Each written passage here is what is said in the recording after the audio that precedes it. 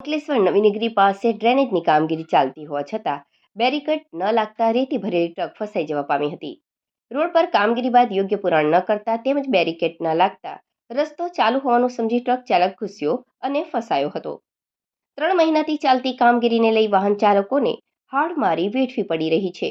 નગરપાલિકા દ્વારા GUDCના ઇજારદારને વારંવાર નોટિસ છતાં અનદેખી જોવા મળી રહી છે. અગાઉ 10 ફૂટ ઊંચેથી મોપેડ સાથે 3 યુવક પડ્યા હતા. અંકલેશ્વર નગરપાલિકા વિસ્તારમાં રાજ્ય સરકારના GUDC વિભાગ દ્વારા નવીનગરી રોડ પર છેલ્લા 3 મહિનાથી ડ્રેનેજની કામગીરી કરી રહ્યા છે. આ માર્ગ પર કામગીરી ચાલુ હોવા છતાં કોઈ જ બેરીકેડ ન લગાવતા વાહનો ઘૂસી આવતા અકસ્માત નોતરી રહ્યા છે.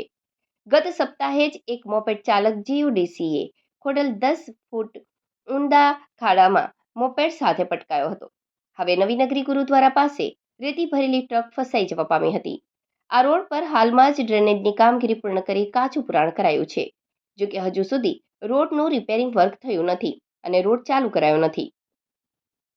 આ વચ્ચે GUDC ઇજારદાર દ્વારા કોઈ પણ પ્રકારની બેરીકેડ ન લગાવતા રોડના પુરાણ જોઈ એક રેતી ભરેલી ટ્રક ચાલક માર્ગ ચાલુ હોવાનું સમજી ધસી આવતા પુરાણમાં ટ્રક ફસાઈ ગઈ હતી. સદનસીબે આ અકસ્માતમાં ચાલક તો બચી ગયો હતો, પરંતુ ટ્રક ફસાઈ જતા હાલાકી ભોગવવી પડી હતી. અત્રે ઉલ્લેખનીય છે કે માર્ગ પાલિકા દ્વારા આ ઇજારદારને 5થી વધુ વખત આ બેદરકારી બદલ નોટિસ પણ ફટકારાઈ છે. છતાં ઇજારદારની નફટાઈ જોવા મળી રહી છે.